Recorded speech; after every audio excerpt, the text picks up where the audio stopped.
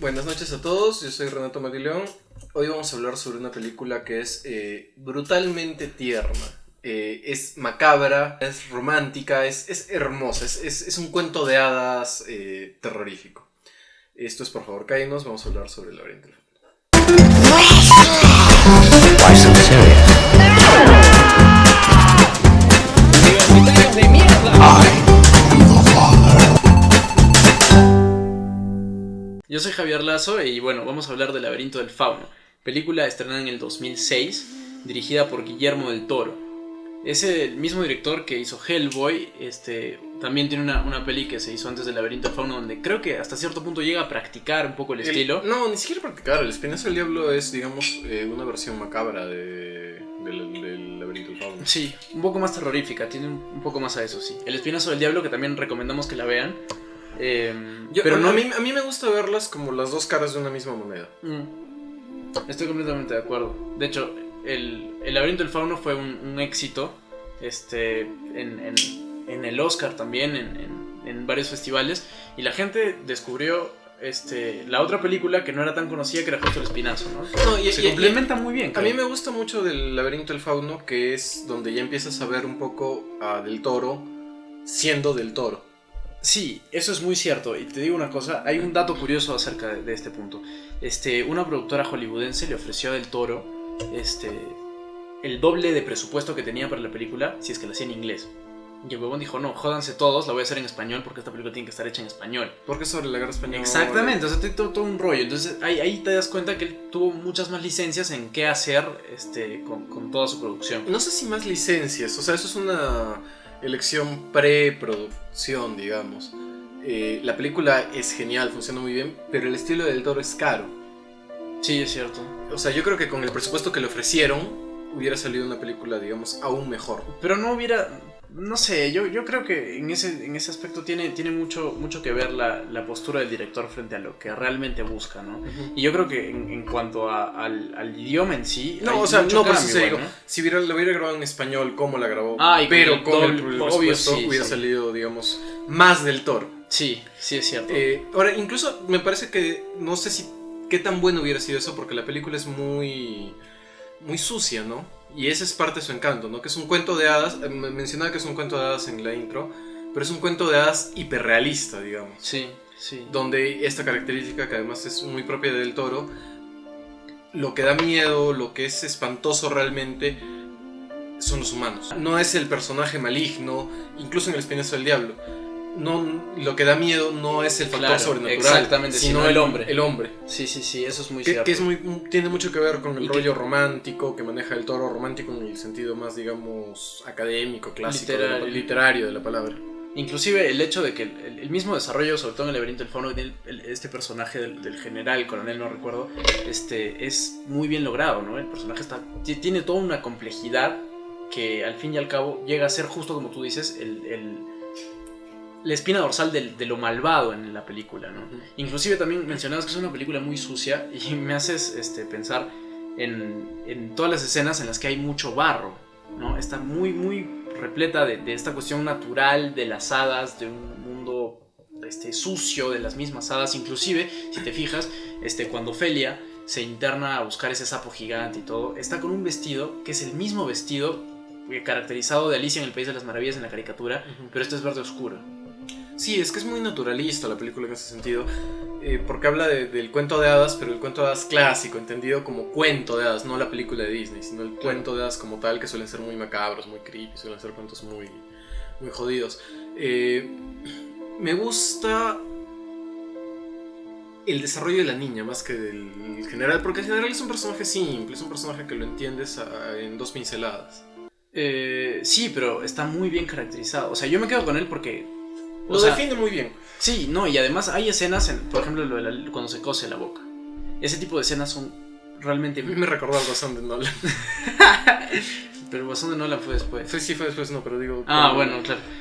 Igual, pero tienes razón, Ofelia es un personaje tierno que entra en un mundo quizás, como mencionábamos, hasta cierto punto tétrico, pero no pierde esa ternura. Pero es que la ternura proviene de esa sociedad.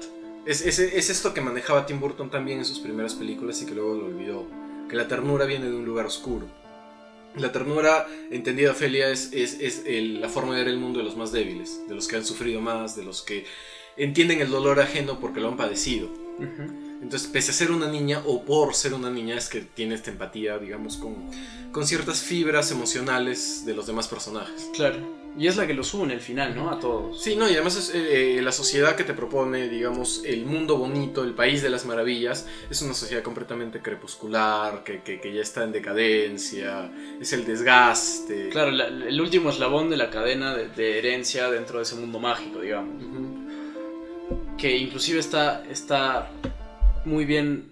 Es que también la caracterización que tienen los personajes sobrenaturales que conforman este mundo tétrico es bellísimo. Es el tipo de las manos, con los ojos en las manos. En realidad todo es que es eso, es el terror romántico. Podría ser... o sea, el guión de esta película o la forma podría haber sido dirigida por Oscar Wilde. ¿Qué? No estoy tan seguro de eso. Claro, no te recuerda por momentos, digamos, al retrato de Dorian Gray. A la forma en la que se maneja un poco la fantasía, el terror, este elemento sobrenatural. No creo que haya sido el retrato de Dorian Gray lo primero que me viene a la cabeza, pero claro, si lo enfocas desde ahí, comparten cierta estética. Yo trataba de ver también un poco el trasfondo social que tiene la película, en el hecho de que todo se construye en un contexto de decadencia, ¿no? De la lucha. La posguerra. Exactamente, la lucha de los que están jodidos contra los que aún tienen un poco de poder, ¿no? Y esa crudeza que se muestra en una película en cierto punto tan conmovedora. Es que es lo mismo, es los débiles, pues, al final. O sea, la sociedad esta que el reino mágico son los débiles, porque es una sociedad que ya se ha ido a la mierda. Es como digo, una sociedad completamente crepuscular, caída, en desgracia, hace mucho tiempo. Entonces hay ciertos paralelismos entre los rebeldes con esta misma sociedad. Pero justo estabas hablando un poco de Ofelia, que es Ivana Vaquero, la actriz. Que ahora está bastante bien. Búsquenla, Ivana Vaquero. Justo a eso iba, ¿no? Es una actriz que luego pasó desapercibida casi, o sea, yo no recuerdo otra película. No, yo tampoco. He buscado ahora su filmografía, no había nada. Claro, has visto sus fotos, pendejo, pero no había otra cosa interesante. Es más, este es otro típico podcast en el que nos mojamos de una peli que realmente nos encanta. Porque ¿qué puedes reprocharle a la película? No hay mucho en realidad, o sea, cosas rebuscadas, pero... Es más, hasta los propios clichés de los cuentos de hadas funcionan. Sí, es cierto, funcionan muy bien. El elemento mágico que aparece. El hecho que es una niña. Me recordó también, por ejemplo, momentos al viaje Chihiro, que es la versión, o sea, digamos, si me apuras te diría que es la versión oriental de Alicia en el País de las Maravillas. ¿Por qué se ríen cuando digo oriental? Este podcast no es racista. No, es que el viaje Chihiro es la versión oriental del país, Alicia en el País de las Maravillas. Y inicia casi igual. El camino perdido, el elemento mágico que aparece. Es una historia también sobre prejuicios, sobre cosas que dejas atrás. Porque, o sea, la niña ve el bicho raro y como ella todavía no tiene una carga psicológica tan fuerte, entiende que es algo mágico. La madre, como ya tiene toda una construcción... ¿Te refieres a la mandrágora? Sí, no, me refiero al hada, a la primera hada que aparece como un grillo grande, feo. Sí. Ya, la niña es como que entiende lo mágico porque no tiene una construcción... De la realidad o del mundo tan definida. En cambio la madre, que sí tiene esa construcción, que sí tiene, digamos, una gran maleta que carga encima con todos los prejuicios y toda la construcción de la vida que tiene encima, ve un bicho raro y ya.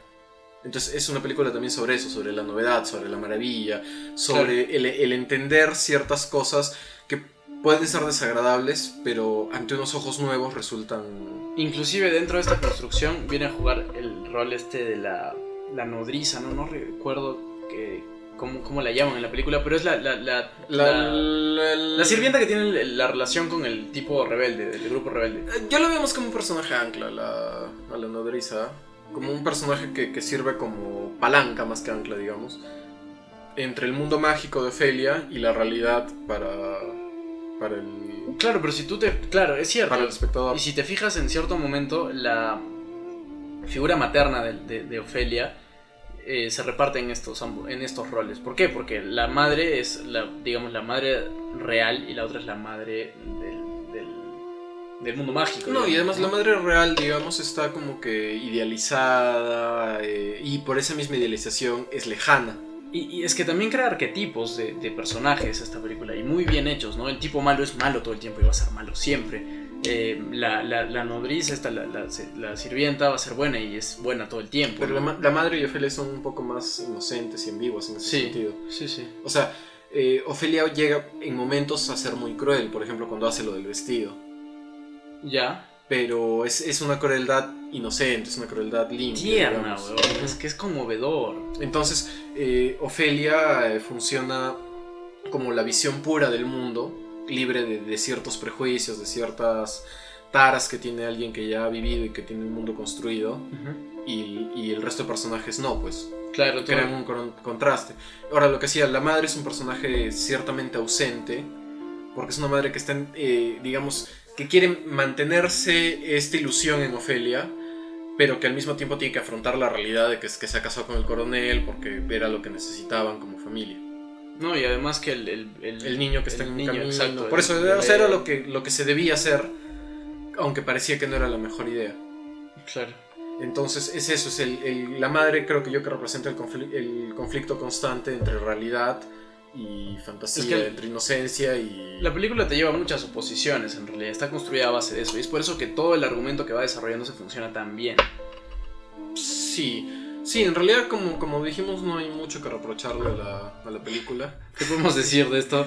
Creo que lo más idóneo sería dejar un link con la filmografía de Ivana Bajero por aquí. Con sus fotos. Con sus fotos.